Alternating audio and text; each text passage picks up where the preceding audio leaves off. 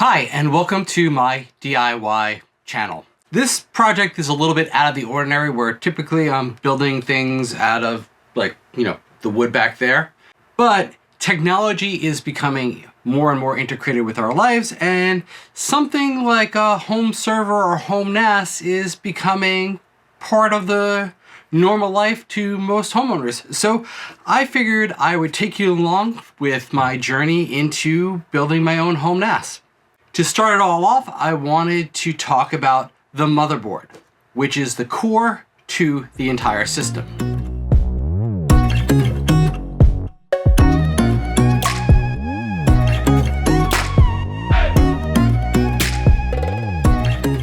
This is my recommendation on what might quite possibly be the best motherboard on the market for the DIY home NAS.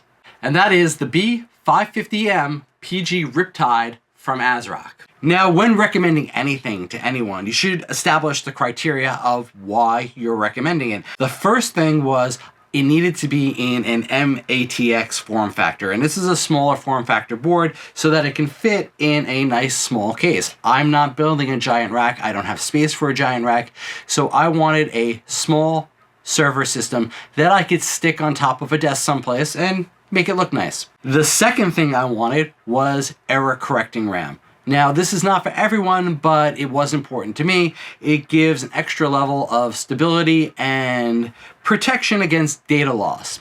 This comes at a price in that it's a little more expensive to get everything to work, but mostly in the challenge of finding a board that supports it along with the chip system. And this board does support that. The next thing I was looking for was really good I/O, and that included lots of USB, some nice PCI options, and also a good LAN port. The final thing I was looking for was a good price to performance ratio. Now, I set my goal to compete and actually blow out of the water the typical stuff you can find online, prepackaged and ready to go for about $500. This met that requirement as well by being a board that costs less than $100. Now that you know what my criteria are, let's get into the details. This is using the AMD B550 chipset. So it's not the most recent generation of chipsets, but for home server, you don't need the highest level of power. And by going a generation older, we save a lot of money. If we're looking at building a home server for under $1,000 or even better, under $500, and have a much better feature set, such as more RAM, higher power, better virtualization, doing it yourself, you may not save any money, but you could definitely get a better end product, in my opinion. This B550 board is a micro ATX, and the importance of this micro ATX is that it will fit in small home server cases.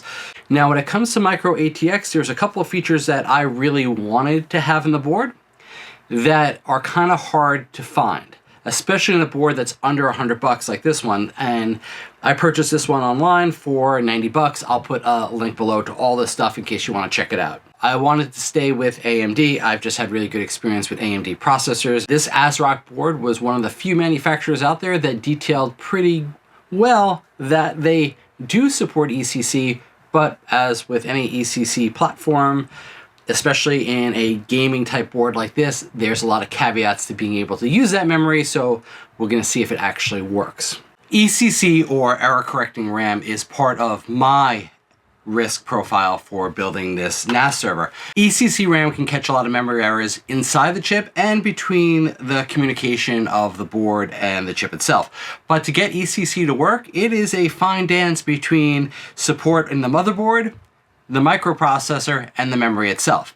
This can be really challenging to find, and it's probably the main contributor to me picking this board because it supposedly supports all that. Now, if you don't need that extra level of protection, ECC might not be part of your risk profile, meaning the idea that you might get data corruption from a memory issue or a bit flip is really small.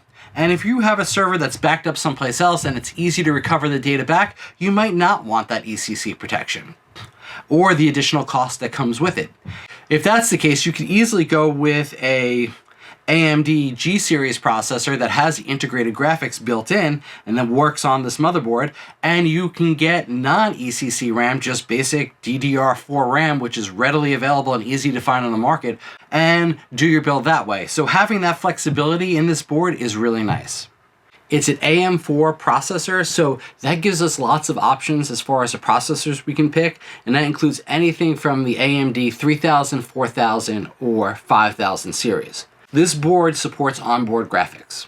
Now that's really nice because you don't have to use up any of these PCI slots, which we'll get to in a minute, to put a video card in just so you can boot up and see the BIOS and, you know, set it up. We don't really need high-powered graphics on a home server, especially if you're only using it as a NAS. Now, the exception to that is if you're going to do something more with server virtualization and pass-through of your graphics card for transcoding on something like Plex, but that's a separate topic altogether.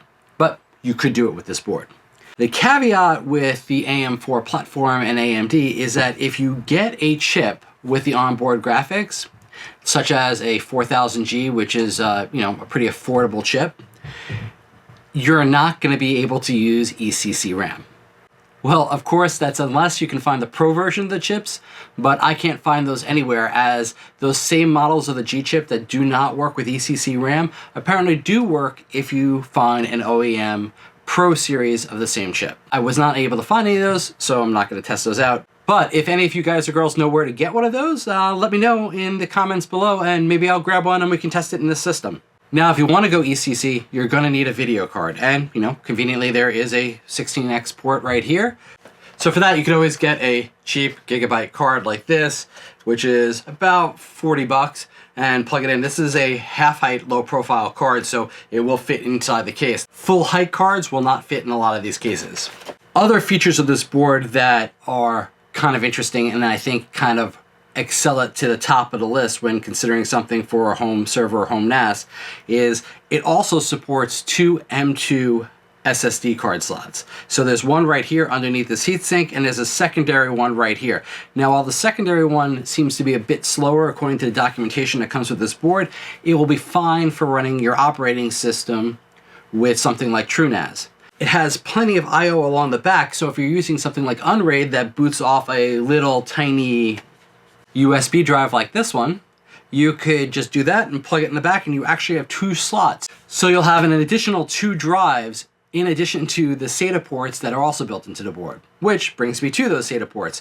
This one comes with 4 SATA ports built in, so right off the bat you can connect 2 M2 drives and 4 SATA drives for a total of 6 drives on this system. Of course, you might want to expand beyond that, which is my intention. I actually have an 8-bay case that I want to make use of, and that's where having something like this additional 16-lane port over here comes into play, because you can plug in something like an HBA and extend your drive number. Now that we're actually talking about the PCI area of the board, it's important to note what these actually are. So this is a PCI 4 X16, this is a PCI 3 X16, and this is a PCI 2 X1. So this might be where some complication comes into the board. If you're trying to both put a SATA adapter and maybe a 10G NIC into this, you might run into some bandwidth problems, but we can address that kind of stuff later in a future video where maybe we talk about moving up and how we might do expansion to this. And another thing to point out while we're in this area is this board does not come with built-in Wi-Fi, which is fine because you're probably going to connect it to a network and you may not need that. It keeps the initial cost of the board down. However, if you do need onboard Wi-Fi, there is this M2 Wi-Fi connector right here, and you can add Wi-Fi to this board for about $25 with a simple Wi-Fi connector card that goes right in here and pops into place. There were very few boards that I could find that both supported the ECC RAM that I want to put in here and had the ability to have USB-C up front. This board does have that USB-C connector right here, which is great. And the reason I wanted to have that is because if I do finally install this in either a rack or put it someplace where I don't want to be digging around, I'd like to be able to hook a drive up to the front of this to transfer any kind of files over to the server directly without having to go through a computer system. So having that USB-C up front is a nice little feature that makes it a little bit more convenient. If we want to take a look at the different ports on the back, you can see we have all the standard USBs that we can want to have. It has connections for audio. We won't really need that for a home server, but if you ever want to multi-purpose this board later on for something else, you can do that. Another key feature of this motherboard is going to be the LAN port on it. A lot only come with 1 gig connections. This actually comes with a 2.5. That's a pretty good starting connection if you're talking about running a system at home for a NAS. Maybe not the best if you're trying to edit video, but I'm gonna definitely check out and see what the performance is on this. So we'll do some testing with that on 2.5G and see how it works as a storage system versus maybe even doing some direct editing of HD and 4K footage on this NAS once we have it built. Stay tuned for future videos to see how well that works. It also has connections for a PS2 style keyboard. If you have an old keyboard, I guess, laying around, then you just want to program the BIOS the way you want it, you can just plug that into that port. There are a couple of other bells and whistles. Obviously, there's USB headers around this board on the inside for connecting other devices. There's also the ability to plug in the different fan headers. This has the ability to take a liquid cooling pump, though we won't use one for this type of build. And if you're into blinging this out, it does have addressable RGB headers for connecting different RGB lights and components that might use that. Overall, it's a pretty cool board and it is pretty versatile. To wrap this video up, I just want to talk about a couple things that came in the box with it. So these are a few things that I think actually made the total package a little nicer. First off is this I/O shield. A lot of motherboards just come with a metal I/O shield with little stamps as to what these actual ports do. This one actually has a nice printed label on front that's pretty durable. It's not a piece of paper, it's like a vinyl to it. And also the back of the board doesn't have those like little crummy clamps that get bent up. It's got a nice kind of padded heat shield to it. It also came with 2 SATA cables. It's nice to have those. A little emblem badge, so if you want to show off your ASROCK fanboyism, you can put this on your case. It does come with a CD, but I have no idea if this is going to be worth anything since I haven't seen a CD-ROM drive since the 90s. And it comes with some screws and additional standoffs for making all the M2 drive mounting happen. It came with a printed user manual.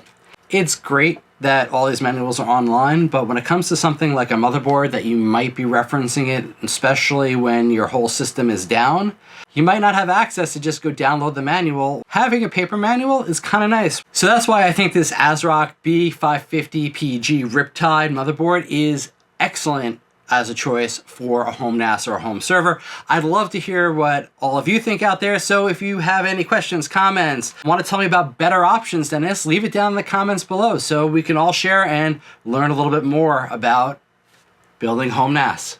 Make sure that you subscribe and sign up for notifications if you want to be notified when I come out with the next video on this project, which is going to be taking all these parts that you see around me and building it into this NAS, and then actually putting it to use. Hopefully you found this information useful and you'll give us a like, and we'll see you on the next video.